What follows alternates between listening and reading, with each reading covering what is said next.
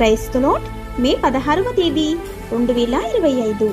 ఈరోజు దేవుని వాక్యం.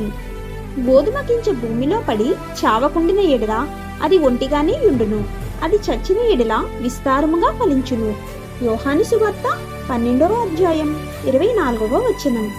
ప్రియమైన సహోదరి సహోదరులారా, అయితే ఒకే గోధుమ గింజను భిన్నంగా చాలా అందంగా ఉపయోగించారు. క్రీస్తు మన పాపానికి ప్రాయశ్చిత్తం మరియు ఈ భాగం క్రీస్తు శిలువపై మరణించాల్సిన అవసరాన్ని వివరించడానికి సహాయపడుతుంది. తద్వారా ఆయన అమరుడుగా జీవించడానికి మరియు అనేక మంది కుమారులను మహిమకు తీసుకురావచ్చు. యేసు మరణం సమృద్ధిగా ఫలాలను ఇచ్చిన ఏకైక సంతానంగా ఉన్నారు.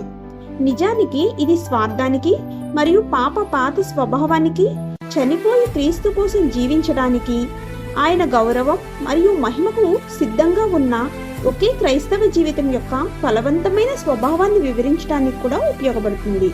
ఆమేన్. God bless you.